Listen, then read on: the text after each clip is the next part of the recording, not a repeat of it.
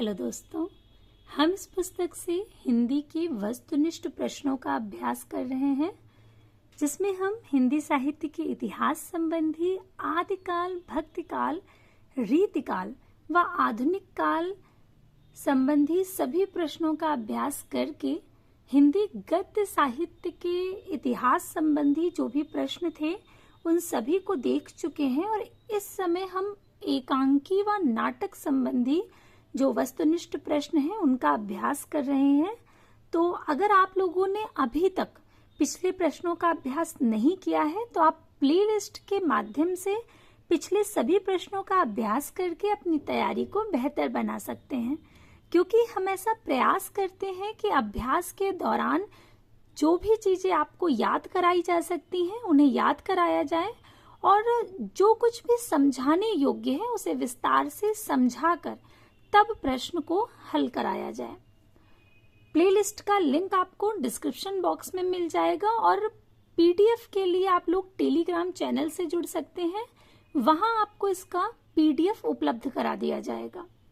आप हिंदी विषय से जुड़े हुए किसी भी एग्जाम की तैयारी कर रहे हो, अर्थात कोई भी ऐसी परीक्षा जिसमें हिंदी विषय से जुड़े हुए प्रश्न आते हैं, तो ये सभी प्रश्न आपके लिए अति महत्वपूर्ण हैं।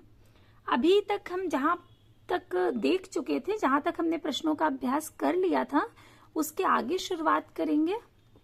अगर आप पिछले प्रश्न देख लेंगे तो आगे के प्रश्न समझने में व उन्हें याद करने में आपको बहुत आसानी हो जाएगी। तो अभी तक हमने जहां तक प्रश्न देख लिया था उसके आगे प्रश्न देखेंगे। अगला प्रश्न है कि भारत दुर्दशा को निम्नलिखित में से क्या माना जाता है? भारत दुर्दशा नाटिका है, प्रहसन है, नाट्य रासक है या गीत रूपक है? तो विकल्प बी सही होगा, ये नाट्य रासक माना जाता है। भारत दुर्दशा जो कि भारतेंदु हरिश्चंद्र जी का नाटक है, ये 1880 ईस्वी में प्रकाशित हुआ था। जैसा कि आपको पिछली क्लास में बताया था कि नाटक के कई प्रकार होते हैं, ये काव्य शास्त्र के अंतर्गत आता है। जब आपने काव्य शास्त्र पढ़ा होगा तब उसके अंतर्गत आपने पढ़ा भी होगा नाटक के कई प्रकार होते हैं, कई तरह के नाटक होते हैं। तो जो भारत दुर्दशा है ये नाट्य रासक के अंतर्गत आता है, जो कि 1980 ईस्वी में प्रकाशित हुआ था। इनका अन्य महत्वपूर्ण नाटक अंधेर नगरी का प्रकाशित हुआ था ठीक इसके एक वर्ष बाद 1881 ईस्वी में। भारतेंदु जी की जो प्रमुख रचनाएं हैं वे हैं वैदिकी हिंसा, हिंसा न भवति, विशस्य विषमोत्सधम, प्रेम जोगिनी, नील देवी, अंधेर नगरी व सती प्रताप इत्यादि। अगला प्रश्न जो है उसमें कथन दिया गया है और पूछा गया है ये कथन किसका है? कथन है सौभाग्य और दुर्भाग्य मनुष्य की दुर्बलता के नाम है। यह कथन किसका है? ध्रुव स्वामी का, शकराज का, कोमा का या चंद्रगुप्त का? तो सौभाग्य और दुर्भाग्य मनुष्य की दुर्बलता के नाम है, ये कथन है शकराज का। यह कथन ध्रुव स्वामी नाटक के प्रमुख पात्र शकराज का है। ध्रुव स्वामी नाटक के लेखक जयशंकर प्रसाद जी हैं। ध्रुव स्वामी नाटक जयशंकर प्रसाद जी का है और ये बहुत बड़ा नाटक नहीं है, ये आपको दिखा देती हूँ। ये है ध्रुव स्वामिनी जयशंकर प्रसाद जी का। ध्रुव स्वामी नाटक के जो पात्र हैं उनमें से एक शकराज भी है। शकराज द्वारा ये कथन कहा गया है कि सौभाग्य और दुर्भाग्य मनुष्य की दुर्बलता के नाम है। दिखा देती हूँ आपको ये कहाँ पर कहा है। अगर आपने नाटक पूरा पढ़ा हुआ है तो आप बहुत आसानी से ये जान जाएंगे कि ये किसने कहा है। ये देखिए, ये शकराज का कथन है कि सौभाग्य और दुर्भाग्य मनुष्य की दुर्बलता के नाम है। मैं तो पुरुषार्थ को ही सबका नियामक समझता हूँ। पुरुषार्थ ही सौभाग्य को खींच लाता है। मैं इस युद्ध के लिए उत्सुक नहीं था कोमा, मैं ही दिग्विजय के लिए नहीं निकला था। अर्थात शकराज किससे कह रहा है? कोमा से ये बात कह रहा है। तो ये बहुत महत्वपूर्ण कथन है। इसके अतिरिक्त भी ध्रुव स्वामी के बहुत से कथन हैं जो बहुत महत्वपूर्ण हैं और पूछे जाते हैं। अगर ध्रुव स्वामी पाठ्यक्रम में है तो निश्चित रूप से आपको इसे पूरा पढ़ना चाहिए।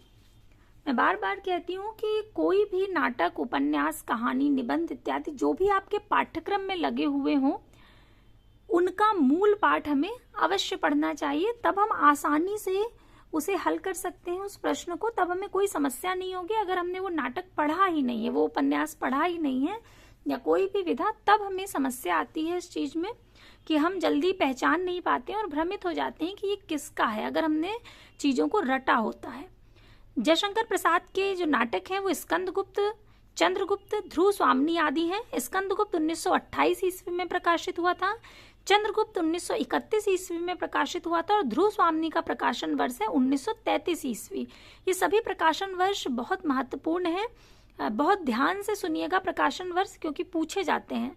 स्कंदगुप्त 28, चंद्रगुप्त 1931 और ध्रुव स्वामिनी 1933 ईस्वी में प्रकाशित हुआ था। अन्य महत्वपूर्ण कथन दिए गए हैं और पात्र दिए गए हैं। एक कथन है यौवन तेरी चंचल छाया, ये एक गीत है, जहां पर अभी हम वो शकराज का कथन देख रहे थे उसके ही पास में है, और ये गीत भी बहुत महत्वपूर्ण है, बहुत बार पूछा जाता है।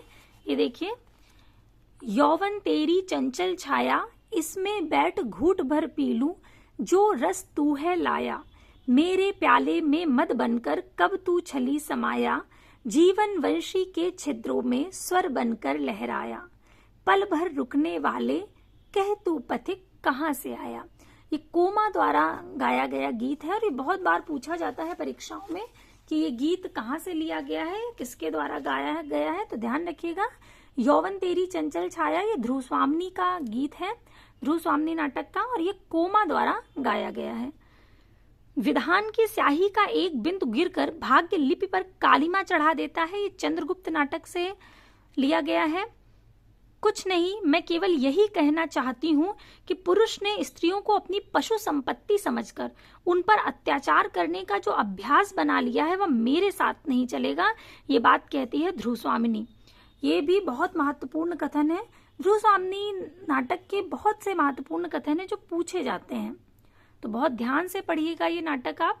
अगला प्रश्न है, भारतेंदु की अकेली प्रतिभा ने हिंदी नाटक साहित्य, हिंदी नाट्य शास्त्र तथा हिंदी रंगमंच की स्थापना की, यह कथन किसका है? तो ये कथन है डॉक्टर रामचंद्र तिवारी जी का। विकल्प डी सही होगा। अन्य विकल्प है आचार्य रामचंद्र शुक्ल, आचार्य हजारी प्रसाद द्विवेदी और डॉक्टर रामविलास शर्मा। इसमें विकल्प डी सही है, क्योंकि उपर्युक्त कथन जो है ये रामचंद्र तिवारी जी द्वारा कहा गया है, जबकि रामचंद्र शुक्ल जी ने भारतेंदु हरिश्चंद्र के नाटकों के संबंध में कहा है कि नाटकों की रचना शैली में उन्होंने मध्यम मार्ग का अवलंबन किया, न तो बांग्ला के नाटकों की तरह प्राचीन भारतीय शैली को एक बारगी छोड़िए अंग्रेजी नाटकों की नकल पर चले, और न प्राचीन नाट्य शास्त्र की जटिलता में अपने को फंसाया। ये बहुत महत्वपूर्ण कथन है, ये शुक्ल जी का है, इसे भी ध्यान रखिएगा। अगला प्रश्न जो है उसमें भी एक कथन दिया गया है और पूछा गया है ये कथन किसका है। ध्यान से देखिएगा। पिता गए माता गई, गुरुदेव गए कंधे से कंधा भिड़ाकर प्राण देने वाला चिर सहचर सिंहरण गया।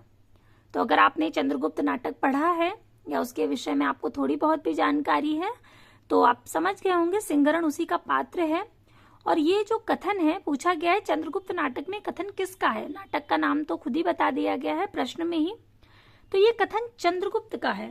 चंद्रगुप्त नाटक ये भी बहुत प्रसिद्ध है जयशंकर प्रसाद जी का, और ये 1931 ईस्वी में प्रकाशित हुआ था। इसे भी आप एक बार इसका मूल देख लीजिए। ये है जयशंकर प्रसाद जी का नाटक चंद्रगुप्त। इसमें कहां पर कहा गया है ये दिखा देती हूं आपको। ये चंद्रगुप्त द्वारा ही कहा गया है।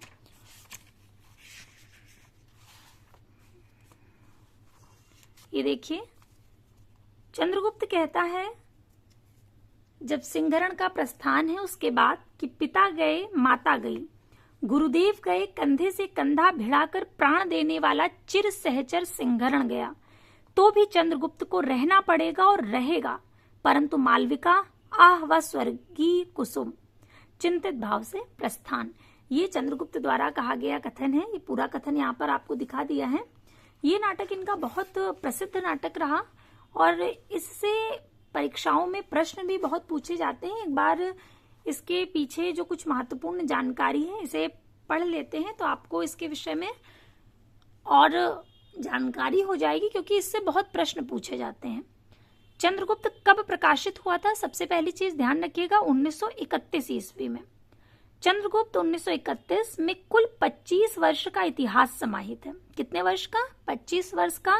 सिकंदर के आक्रमण से शुरू करके सेल्यूकस की संधि तक का विस्तार नाट्य कला की दृष्टि से कुछ लंबा जरूर है, लेकिन प्रसाद की दृष्टि संपन्नता के कारण रसास्वादन में कोई व्याघात नहीं होता। भारतीय दृष्टि से चंद्रगुप्त एक संपूर्ण नाटक है। इसमें धीरोदात्त नायक के समस्त गुण उपस्थित हैं। विदेशियों से संघर्ष में भारत की विजय दिखाकर प्रसाद ने अपने समय के स्वाधीनता संघर्ष की ओर स्पष्ट संकेत ही नहीं किया है, वरन अपनी मनोकामना को वाणी देने का प्रयत्न किया है। ये पढ़ करके इस मूल भाव को समझा जा सकता है कि इस नाटक में है क्या। हमें कोई भी नाटक हो या कोई भी विधा हो, उसकी भूमिका और उसके ये जो अंतिम पृष्ठ होता है, पीछे का पृष्ठ, इसे जरूर पढ़ लेना चाहिए। इससे क्या होता है, आपको नाटक के मूल भाव का अंदाजा लग जाता है। इससे संबंधित चूंकि प्रश्न भी आते हैं, कोई नाटक होगा उसके मूल भाव से संबंधित प्रश्न आते हैं, तो अगर आप ये दो चीजें पढ़ लेंगे, उसकी भूमिका और उसका जो अंतिम पृष्ठ, पीछे का पृष्ठ होता है, इसे तो आप बहुत कुछ उस नाटक के विषय में जान जाएंगे। तो अभी हमने चंद्रगुप्त नाटक देख लिया, उसकी जो महत्वपूर्ण बातें थी। अब इसकी व्याख्या देखते हैं। उपर्युक्त कथन जयशंकर प्रसाद रचित चंद्रगुप्त, जो कि 1931 में प्रकाशित हुआ, नाटक के प्रमुख पात्र चंद्रगुप्त का है, जबकि चाणक्य, मालविका तथा अलका इस नाटक के अन्य पात्र हैं।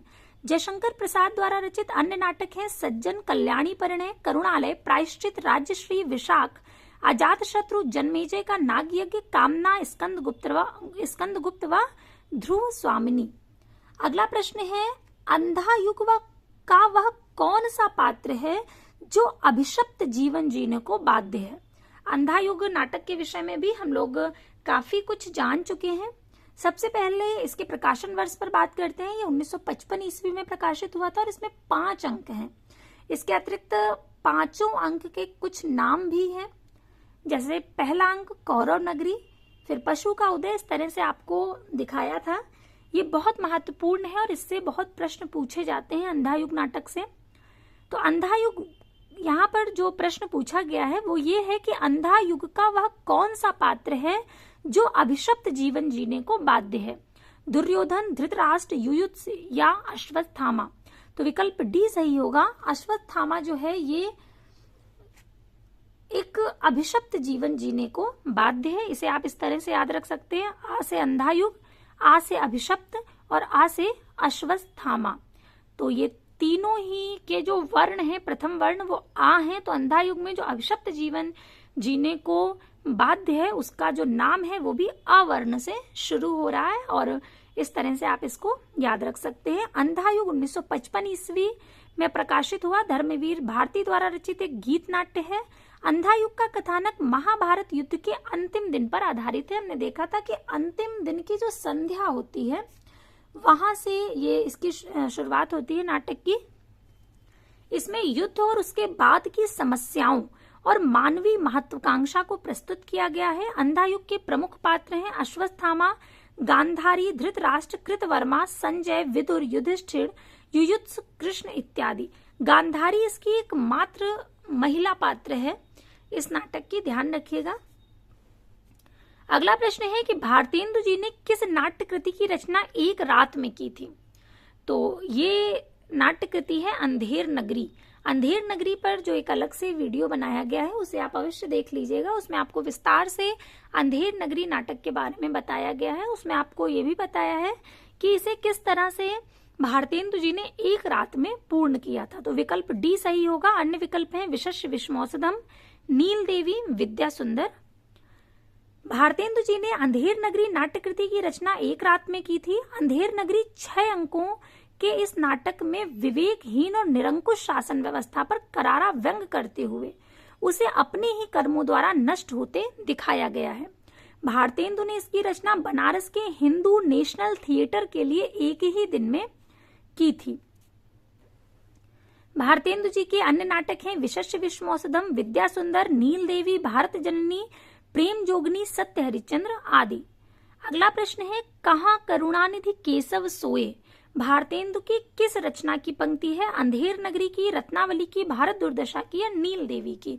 तो ये जो पंक्ति है ये इनकी नील देवी की पंक्ति है, इनकी रचना नील देवी की वहां से ली गई है। कहाँ? करुणानिधि केशव सोई, भारतेंदु की नील देवी नाटक की पंक्ति है। इनके नाटक वैदिकी हिंसा हिंसा न भवति, ये इनका मौलिक नाटक है। भारत दुर्दशा, सत्य हरिश्चंद्र, श्री चंद्रावली, नील देवी और अंधेर नगरी। आपको ये भेद बिल्कुल पता होना चाहिए कि कौन सा नाटक भारतेंदु जी का मौलिक नाटक है और कौन सा नाटक अनुदित है, ये बहुत पूछा जाता है। अगला प्रश्न है, रत्नावली नाटक किस भाषा से हिंदी में अनुवादित नाटक है? बांग्ला से, अंग्रेजी से, संस्कृत से या मराठी से? तो विकल्प बी सही होगा, संस्कृत से। रत्नावली नाटक संस्कृत भाषा से हिंदी में अनुवादित नाटक है। हर्ष को संस्कृत में लिखित 3 नाटकों का रचयिता माना जाता है, एक रत्नावली, नागानंद और प्रियदर्शिका। भारतेंदु जी ने कुल 17 नाटक लिखे, जिसमें 8 मौलिक और 9 अनुदित नाटक माने जाते हैं। तो 8 मौलिक नाटक और जो 9 अनुदित नाटक हैं पहले भी आपको बताए जा चुके हैं विस्तार से, लेकिन जितने भी बार ये आए उतने बार आपको पढ़ना है, उतने बार देखना है, क्योंकि हम अभ्यास कर रहे हैं और अभ्यास के दौरान हम चीजों को जितना ज्यादा देखें, जितने बार समझें उतना ही अच्छा है।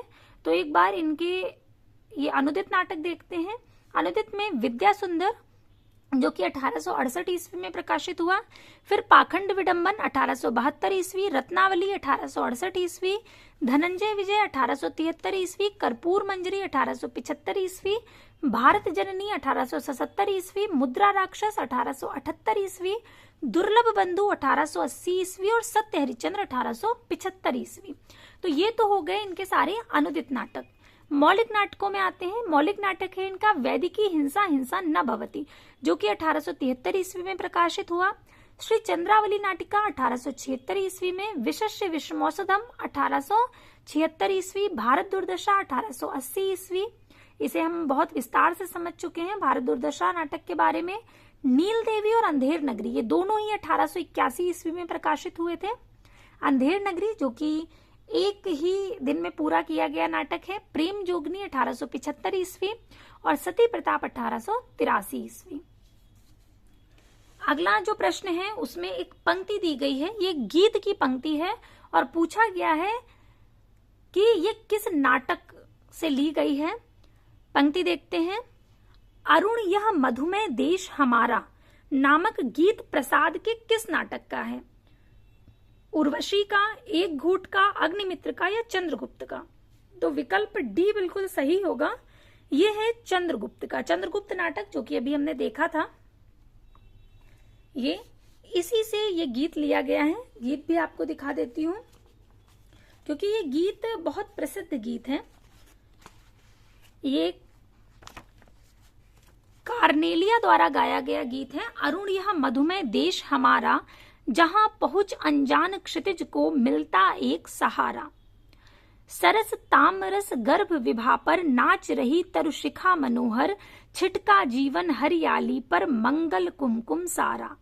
लघु सुर धनु से पंख पसारे, शीतल मलय समीर सहारे, उड़ते खग जिस ओर मुंह किए, समग्र नीड़ निज प्यारा। अरुण यह मधुमेह देश हमारा, इसकी पंक्ति बहुत महत्वपूर्ण है और बहुत बार परीक्षाओं में पूछी गई है। तो ध्यान रखिएगा, ये द्वितीय अंक से लिया गया और कार्नेलिया द्वारा गाया गया गीत है जयशंकर प्रसाद के चंद्रगुप्त नाटक का। चंद्रगुप्त नाटक के अन्य कथन, जो महत्वपूर्ण कथन है, वे भी दिए गए हैं नीचे, उन्हें देखते हैं। एक कथन है कि यदि प्रेम ही जीवन का सत्य है तो संसार ज्वालामुखी है। किसने कहा है? कार्नेलिया सुवासिनी से कहती है ये बात। अगला कथन है कि महत्वाकांक्षा का मोती निष्ठुरता की सीपी में रहता है। ये बात कही है चाणक्य ने चंद्रगुप्त से। जयशंकर प्रसाद के प्रमुख नाटक हैं सज्जन, कल्याणी परिणय, प्रायश्चित, राज्यश्री, विशाख, अजातशत्रु, स्कंदगुप्त, चंद्रगुप्त व ध्रुव स्वामिनी। इन सभी नाटकों के प्रकाशन वर्ष बहुत महत्वपूर्ण है। सज्जन 1910 ईस्वी में प्रकाशित हुआ था। इसे आप ऐसे याद रख सकते हैं कि सज्जन लोग कितने हैं? 10। सज्जन लोगों की संख्या आज के समय में वैसे भी कम है, तो आप इसको इस तरह से याद रख सकते हैं कि सज्जन लोग कितने हैं, 10।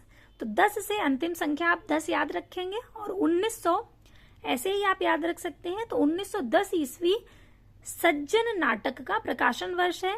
कल्याणी परिणय 1912 ईस्वी, प्रायश्चित 1913 ईस्वी, राज्यश्री 1915 ईस्वी, विशाख 1921 ईस्वी, अजात शत्रु ये 1922 ईस्वी में प्रकाशित हुआ था, और स्कंद गुप्त 1928 ईस्वी में, चंद्रगुप्त 1931 ईस्वी में, और ध्रुव स्वामिनी जो है ये 1933 ईस्वी में प्रकाशित हुआ था। ध्रुव स्वामिनी 1933 ईस्वी, ये हम पहले भी पढ़ चुके हैं।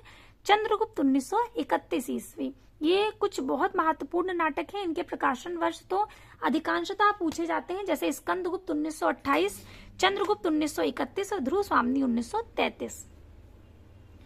तो और सज्जन कब प्रकाशित हुआ, 1910 ईस्वी।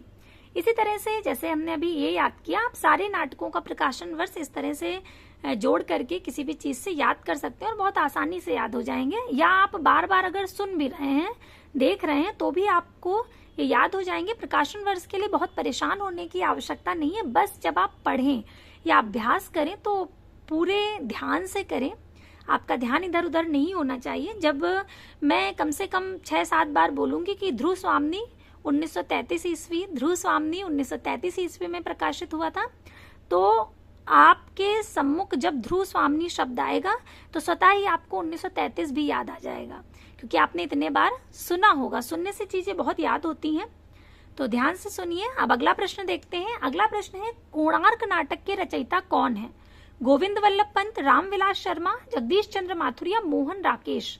तो विकल्प सी सही है, जगदीश चंद्र माथुर। कोणार्क नाटक के रचयिता जगदीश चंद्र माथुर हैं। जगदीश चंद्र माथुर के जो अन्य नाटक हैं, कोणार्क 1951 में प्रकाशित हुआ था। इनके अन्य नाटक हैं शारदिया, पहला राजा, रघुकुल रीति और दशरथ नंदन। पहला राजा नाटक के संदर्भ में लेखक की उक्ति है कि यह नाटक न पौराणिक है, न ऐतिहासिक, न यथार्थवादी। यह तो एक मॉडर्न एलिगोरी, आधुनिक अन्योक्ति का मंचीय रूप है। बहुत महत्वपूर्ण कथन। मोहन राकेश के नाटक देखते हैं। आषाढ़ का एक दिन, आधे अधूरे, लहरों के राजहंस और पैर तले जमीन। इसे भी हम देख चुके हैं। आषाढ़ का एक दिन नाटक भी आपको दिखाया गया था और इसके जो प्रमुख पात्र हैं वे भी दिखाए गए थे। कालिदास के जीवन पर आधारित ये नाटक है और इसमें मल्लिका, अंबिका, प्रियंगु मंजरी, रंगनी, संगणी इत्यादि इसके पात्र हैं। ये 1958 ईस्वी में प्रकाशित हुआ था। आधे अधूरे 1969 ईस्वी में प्रकाशित हुआ। लहरों के राजहंस 1963 में प्रकाशित हुआ और पैर तले जमीन ये इनका अधूरा नाटक था, इसे बाद में पूरा किया गया था। आधे अधूरे नाटक को मील का पत्थर भी कहा जाता है और आधे अधूरे नाटक को समकालीन जिंदगी का पहला सार्थक नाटक माना जाता है। अगला प्रश्न है कि अंधा युग में कुल कितने अंक हैं? तो आपको दिखाया जा चुका है कि अंधा युग में कुल कितने अंक हैं? 5 अंक हैं। अंधा युग में कुल 5 अंक हैं और उन 5 अंक के नाम भी हैं। एक बार आप इसे फिर देख लीजिए जिससे आपको ये खूब अच्छे से रट जाए। बिल्कुल, अंधा युग धर्मवीर भारती जी का नाटक है और इसमें 5 अंक हैं। इसका जो अनुक्रम है, ये पूरा अनुक्रम ही बहुत महत्वपूर्ण है। सबसे पहले इसमें स्थापना भाग है, फिर पहला अंक, फिर दूसरा अंक, फिर तीसरा अंक, उसके बाद तीसरे अंक के बाद अंतराल आता है, फिर चौथा अंक, फिर 5वां अंक और फिर आता है समापन। और हर उसका कुछ ना कुछ नाम है। जैसे स्थापना का नाम दिया है अंधा युग, पहले अंक का नाम है कौरव नगरी, दूसरे अंक का नाम है पशु का उदय, तीसरे अंक का नाम है अश्वत्थामा का अर्ध सत्य, अंतराल का नाम है पंख पहिए और पट्टियां, चौथे अंक का नाम है गांधारी का शाप और 5वें अंक का नाम है विजय एक क्रमिक आत्महत्या और समापन का नाम है प्रभु की मृत्यु। तो इस तरह से आपको याद रखना है कि अंक कितने हैं? 5 अंक हैं और इसके अतिरिक्त स्थापना, अंतराल और समापन शीर्षक भी इसमें है और तीसरे अंक के बाद जो है अंतराल आया है। तो अंधा युग में कुल कितने अंक हैं? 5। विकल्प ए सही होगा। अंधा युग धर्मवीर भारती द्वारा रचित हिंदी काव्य नाटक है। इस गीत नाट्य का प्रकाशन 1955 ईस्वी में हुआ था। इसका कथानक महाभारत युद्ध के अंतिम दिन पर आधारित है। इसमें युद्ध और उसके बाद की समस्याओं और मानवीय महत्वाकांक्षाओं को प्रस्तुत किया गया है। इस गीत नाट्य में विभिन्न पात्रों की योजना की गई है, जैसे अश्वत्थामा, गांधारी, धृतराष्ट्र, कृतवर्मा, संजय, वृत्तयाचक, प्रहरी, व्यास, विदुर, युधिष्ठिर, कृपाचार्य, युयुत्स, गूंगा भिखारी, प्रहरी एक, बलराम, कृष्ण इत्यादि हैं। इसमें ये बहुत पूछा जाता है कि इसका जो घटना काल है वो क्या है, तो इसे आप देख लीजिए कि ये महाभारत के 18वें दिन की संध्या से शुरू होता है। 18वें दिन की संध्या से शुरू हो रहा है, ध्यान रखिएगा, लेकर के प्रभास तीर्थ में कृष्ण की मृत्यु के क्षण तक का इसमें वर्णन है। तो इस चीज को ध्यान रखिएगा, 18वां दिन है और दिन की संध्या से शुरुआत होती है। अगला प्रश्न है, प्रकाश और परछाई किस एकांकीकार की रचना है? धर्मवीर भारती की, विष्णु प्रभाकर की, बेचन शर्मा उग्र की या हरिकृष्ण प्रेमी की? तो विकल्प बी सही होगा, विष्णु प्रभाकर की। प्रकाश और परछाई जो एकांकीकार हैं इसके, वे हैं विष्णु प्रभाकर। अगला प्रश्न देखते हैं। अगला प्रश्न देखने से पहले इसकी व्याख्या कि प्रकाश और परछाई विष्णु प्रभाकर की एकांकी है, इनकी अन्य एकांकियां हैं। क्या वह दोषी था, 10 बजे रात, ऊंचा पर्वत, गहरा सागर, ये रेखाएं, ये दायरे, इंसान। जबकि धर्मवीर भारती की एकांकी है नदी प्यासी थी। हरिकृष्ण प्रेमी के एकांकी यहाँ पे दिए गए हैं, बेड़ियां, बादलों के पार, वाणी मंदिर, नया समाज, पाश्चात्य, यह भी खेल है, रूप शिखा, मातृभूमि का मान और निष्ठुर न्याय। अगला प्रश्न है, चंद्रगुप्त नाटक का रचना काल क्या है? तो अभी हम कई बार देख चुके हैं, चंद्रगुप्त नाटक का रचना काल 1931 ईस्वी है, विकल्प डी सही होगा। अन्य विकल्प है 1945, 1975, 1820। तो सन 1931 ईस्वी में चंद्रगुप्त नाटक का प्रकाशन हुआ था। ध्रुव स्वामिनी कब प्रकाशित हुई? 1933 ईस्वी में। स्कंदगुप्त कब प्रकाशित हुआ? 1928 ईस्वी में। सज्जन कब प्रकाशित हुआ? 1910 ईस्वी में। और कल्याणी परिणय कब प्रकाशित हुआ? 1912 ईस्वी में। तो जितने बार आप इसे अपने मस्तिष्क में दोहरा सकते हैं, दोहराते रहिए, इससे आपको प्रकाशन वर्ष कब रट जाएंगे आपको पता ही नहीं लगेगा। तो चंद्रगुप्त नाटक का रचनाकाल सन 1931 ईस्वी है। चंद्रगुप्त जयशंकर प्रसाद का प्रमुख नाटक है। प्रसाद जी के मन में भारत की गुलामी को लेकर के गहरी व्यथा थी। चंद्रगुप्त नाटक के जो प्रमुख पात्र हैं उनमें पुरुष पात्र और स्त्री पात्र। तो पुरुष पात्र है चंद्रगुप्त, चाणक्य, शक्टार, सिंहरण, आम्भीक, राक्षस, पर्वतक और सिल्लुकस। स्त्री पात्र में कार्नेलिया, कल्याणी, एलिस, मालविका, अलकावा, सुवासिनी। चंद्रगुप्त नाटक का प्रकाशन 1933 ईस्वी में अभिनव चंद्रगुप्त के नाम से किया गया था। प्रसाद के प्रमुख नाटक हैं सज्जन, कल्याणी परिणय, करुणालय, प्रायश्चित, राज्यश्री, अजातशत्रु, जन्मेजय का नागयज्ञ, स्कंदगुप्त, ध्रुव स्वामिनी इत्यादि। अगला प्रश्न है कि संयोगिता स्वयंवर नामक नाटक के रचयिता कौन है? बालकृष्ण भट्ट, राधा कृष्ण दास, भारतेंदु या लाला श्रीनिवास दास? तो विकल्प डी सही होगा, लाला श्रीनिवास दास। संयोगिता स्वयंवर नाटक के रचयिता लाला श्रीनिवास दास जी हैं। लाला श्रीनिवास दास को हिंदी का पहला उपन्यास परीक्षा गुरु लिखने का गौरव प्राप्त है। परीक्षा गुरु 1882 ईस्वी में लिखा गया था और ये हिंदी का पहला उपन्यास माना जाता है। लाला श्रीनिवास दास भारतेंदु युग के प्रसिद्ध नाटककार थे। इनके अन्य नाटकों में प्रहलाद चरित, रणधीर प्रेम मोहिनी, तप्ता संवरण, संयोगिता स्वयंवर आदि हैं। बालकृष्ण भट्ट के नाटक हैं नल दमयंती स्वयंवर, बाल विवाह, चंद्रसेन, रेल का विकट खेल आदि। भारतेंदु के नाटक हैं प्रेम जोगिनी, चंद्रावली, भारत दुर्दशा, नील देवी, अंधेर नगरी व सती प्रताप। अंग्रेजी नाटक मर्चेंट ऑफ वेनिस का अनुवाद भारतेंदु ने किस नाम से किया था? तो ये किया था उन्होंने दुर्लभ बंधु नाम से। विकल्प ए सही होगा। अन्य विकल्प हैं समुद्र का व्यापारी, दुर्लभ व्यापारी या व्यापारी राक्षस। तो अन्य सभी गलत हैं, दुर्लभ बंधु बिल्कुल सही होगा। इसके पहले भी आपको भारतेंदु जी के जो अनुदित और मौलिक नाटक हैं वे दिखाए जा चुके हैं। एक बार फिर से देख लीजिए उनके जो अनुदित और मौलिक नाटक हैं। भारतेंदु जी के मौलिक नाटक के अंतर्गत कौन कौन से नाटक आते हैं? तो भारतेंदु जी के मौलिक नाटक हैं वैदिकी हिंसा, हिंसा न भवति, जो कि 1873 ईस्वी में प्रकाशित हुआ, प्रहसन है। विशेष विश्वौषधम 1876 में प्रकाशित हुआ। प्रेम जोगिनी 1875 4 अंकों की नाटिका है। चंद्रावली 1876 ये इनकी नाटिका है। भारत दुर्दशा 1880 भारत दुर्दशा कई बार हम देख चुके हैं, 1880 ईस्वी में प्रकाशित हुआ, इनका बहुत प्रसिद्ध नाटक है। और नील देवी और अंधेर नगरी, इन दोनों का प्रकाशन वर्ष 1881 ईस्वी है। और सती प्रताप 1883 ईस्वी एक पौराणिक नाटक है। तो ये जो 8 नाम है ये बिल्कुल आपको रटे होने चाहिए। इसे आप इस तरह से याद रख सकते हैं कि जो वेद हैं वे मौलिक हैं। हमारे वेद कैसे हैं? मौलिक हैं। तो जो नाम वेद के जैसा है या वेद से मिलता जुलता नाम है भारतेंदु जी के नाटक का, वेद की हिंसा हिंसा न भवति। तो ये वेद से मिलता जुलता है, तो वेद चूंकि मौलिक है तो इनका ये नाटक भी मौलिक है। वेद की हिंसा हिंसा न भवति मौलिक नाटक है। और वा से ही जो दूसरा नाम है विशस्य विषमौसधम, ये भी मौलिक है। प्रेम जोगिनी, तो ये भी मौलिक है। चंद्रावली, भारत दुर्दशा, नील देवी, अंधेर नगरी और सती प्रताप, ये सभी इनके मौलिक नाटक हैं। अगर आप एक बार पूरे मौलिक नाटक रट लेंगे, अच्छे से समझ लेंगे, याद कर लेंगे, तो जो अनुदित नाटक है उन्हें समझने में कोई समस्या नहीं होगी आपको। जैसे ही आप देखेंगे आप समझ जाएंगे कि ये मौलिक के अंतर्गत नहीं आ रहा है, इसका मतलब ये अनुदित नाटक है।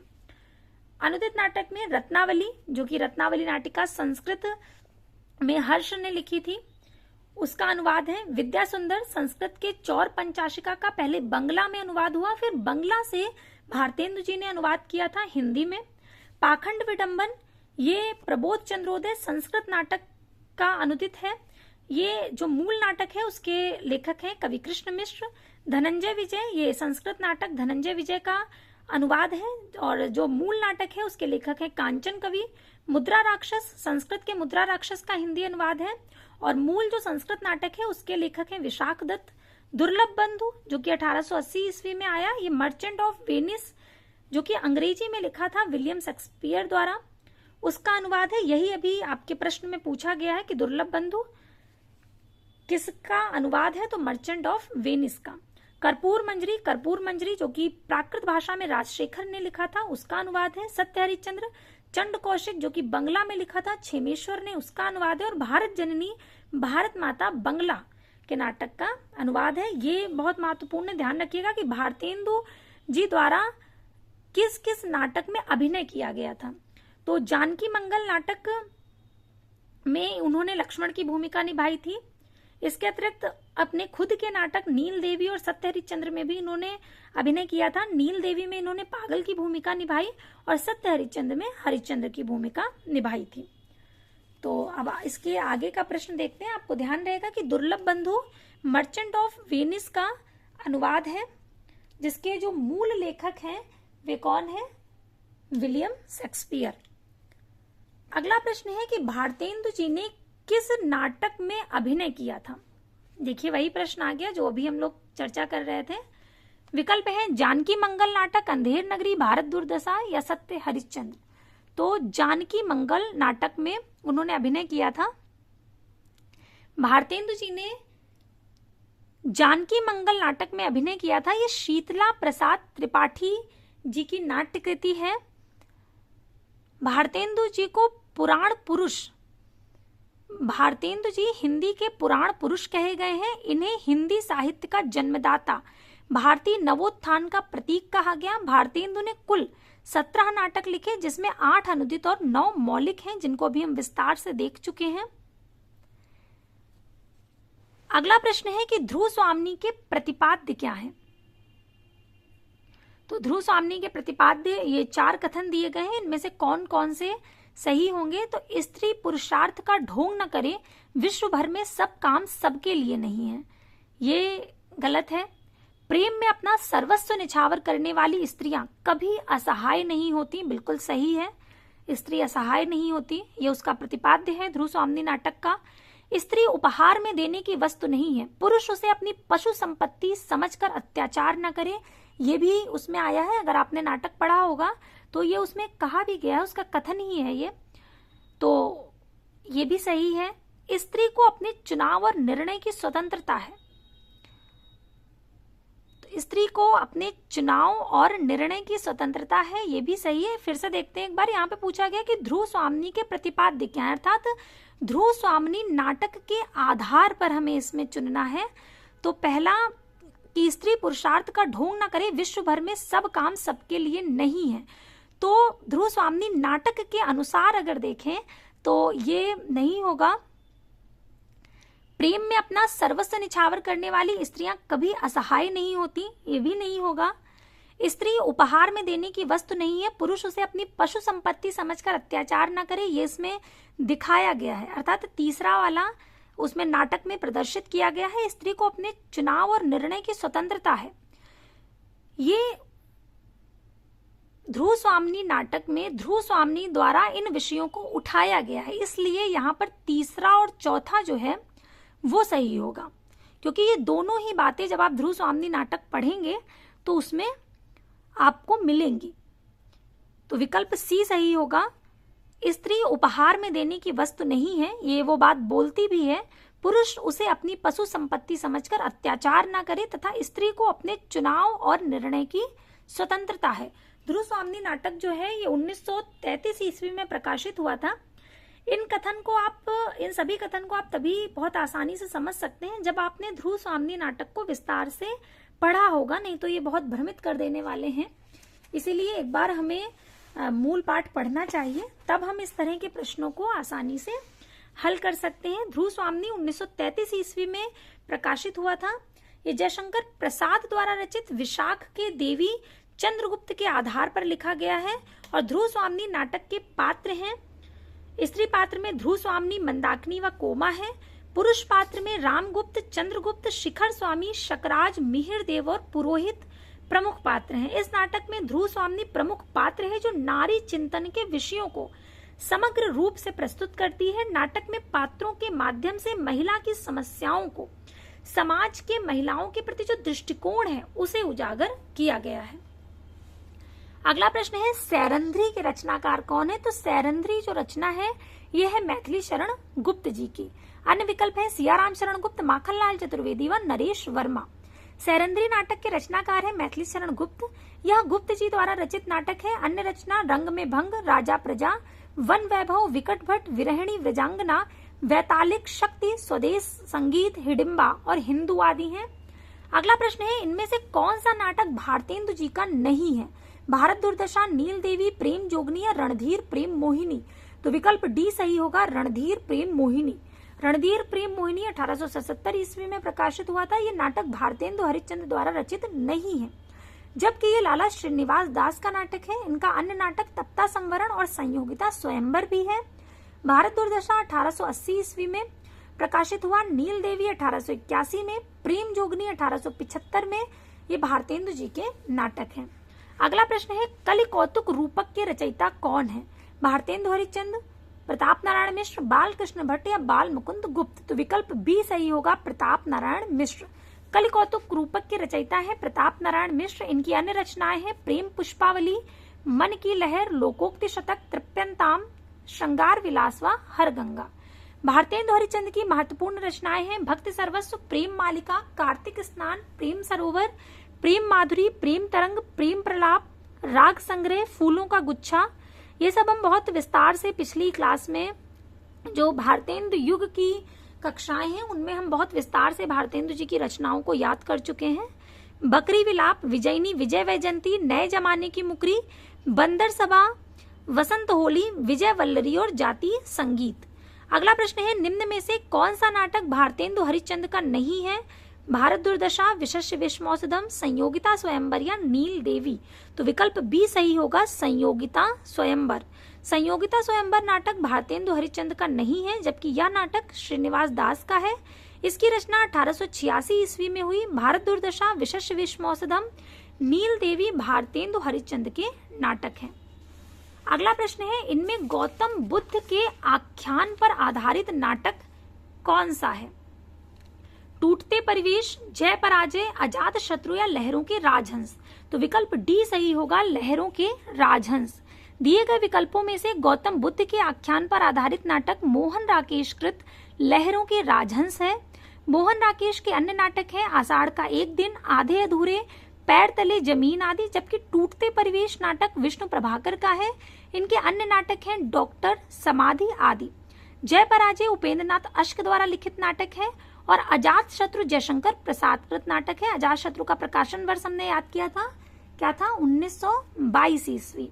इसके अतिरिक्त ध्रुव स्वामी का 1933 ईस्वी और सज्जन 1910 ईस्वी, कल्याणी परिणय 1912 ईस्वी।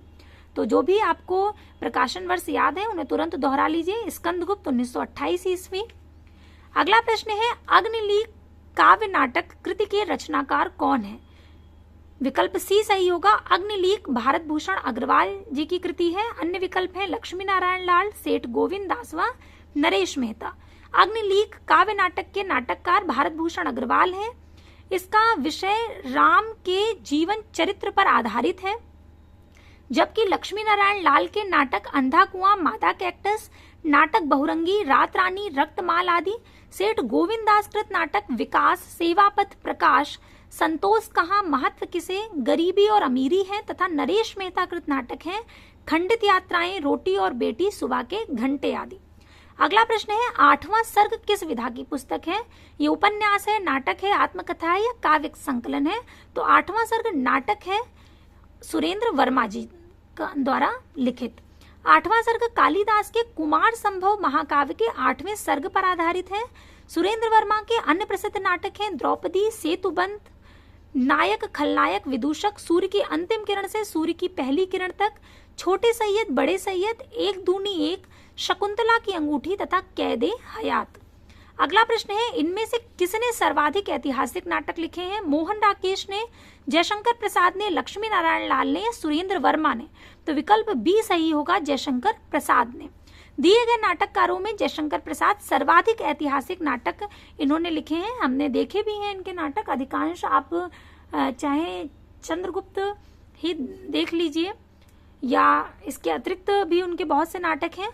अधिकांश इनके नाटक ऐतिहासिक ही हैं। जयशंकर प्रसाद ऐतिहासिक नाटककार के रूप में प्रतिष्ठित हैं। सज्जन, कल्याणी परिणय, करुणालय, प्रायश्चित, राज्यश्री, विशाख, अजातशत्रु, जन्मेजय का नागयज्ञ, स्कंदगुप्त आदि सभी कैसे नाटक हैं?